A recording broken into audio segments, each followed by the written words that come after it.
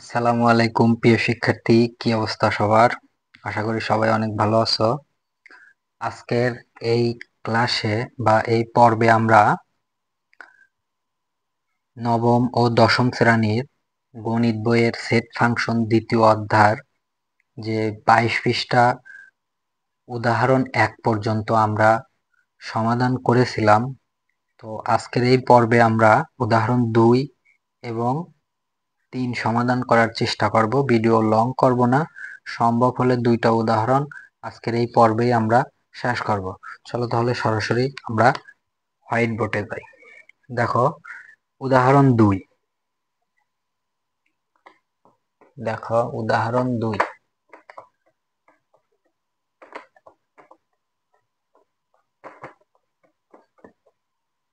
আচ্ছা, উদাহরণ 2 এ কি আছে যে সবাই মনোযোগ দাও। উদাহরণ 2 সমান সমান b সমান সমান x such that x 28 এর গুণনীয়ক। 28 এর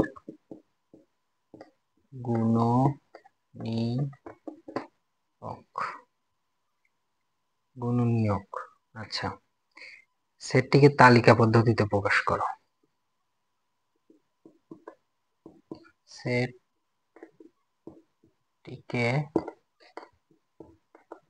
তালিকা পদ্ধতিতে প্রকাশ করো। আচ্ছা,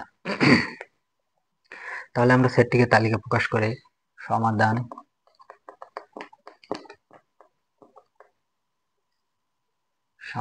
কি?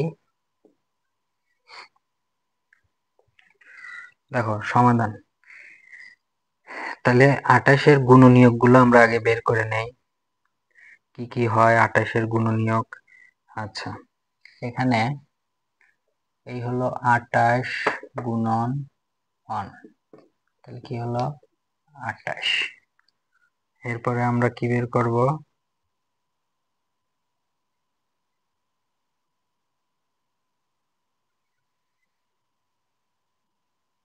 14 গুণন 2, তাহলে কি হয় 28। তারপরে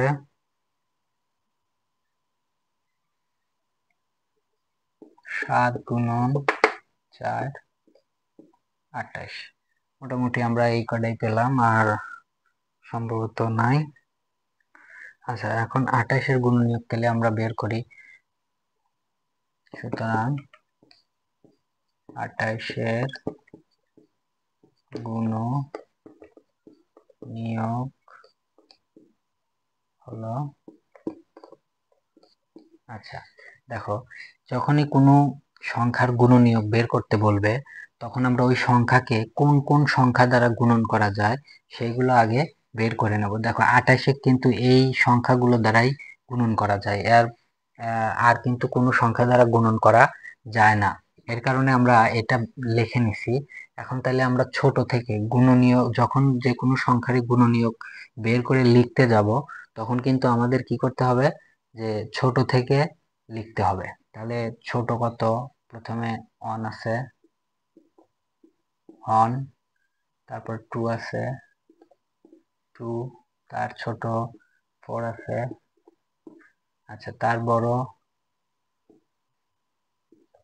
7 আছে, তারপরে 14 আছে, আচ্ছা তারপরে কত 28, 28 আছে। মোটামুটি কিন্তু এইগুলোই হচ্ছে কি 28 এর গুণনীয়ক। আচ্ছা, তাহলে আমরা এখন নির্ণয়ের সেট লিখি। এই সেটটাকে যখন আমাদের গুণনীয়ক বের করতে বলছে এবং সেটটিকে তালিকা পদ্ধতিতে প্রকাশ করতে বলছে, তো এখন আমরা কি লিখবো? নির্ণয়ের সেট।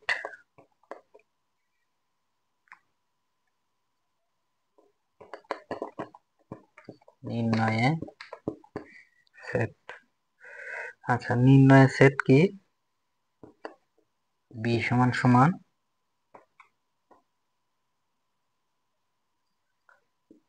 এই যে আমাদের যেগুলো বের হয়েছে এইটাই হলো নির্ণয়ের সেট 7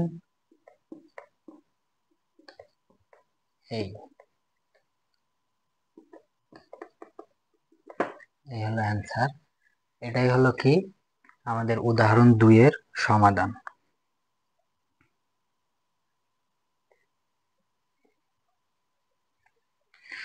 তো আমাদের যে কোনো সংখ্যাকে যখন যে কোনো সংখ্যার গুণনীয়ক বের করতে বলবে তখন কিন্তু আমরা এই সিস্টেমে বের করব। যদি আমাদের বলে যে এটা তো 28 দিয়ে বলছে, ধরো আমাদের বলল কি যে 36 এর গুণনীয়ক বের করো, অন্য একটা জায়গায় বলল কি 36 এর গুণনীয়ক বের করো। আচ্ছা, গুণনীয়ক। আচ্ছা, এখন তাহলে আমরা 36 এর এই সেম নিয়মই করব। প্রথমে কি 36 এর আমরা যদি 1 দিয়ে গুণন করি তাহলে কি হবে 36। এরপরে আর 36 এ কি হয়,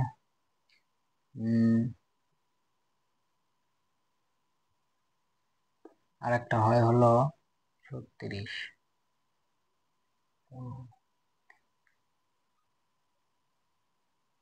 17 দুগুণ 36। তাহলে আমরা এখানে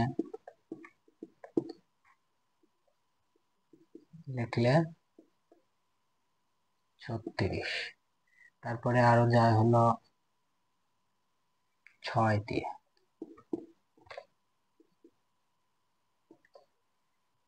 তারপরে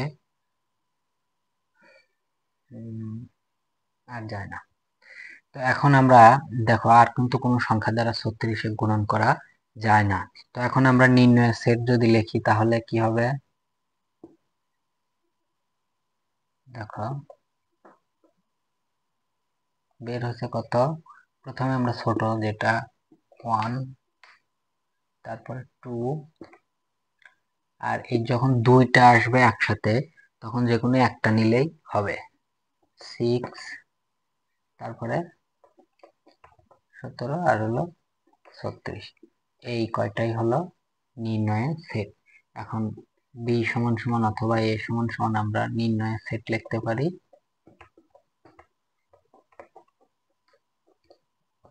এটাই অ্যান্সার।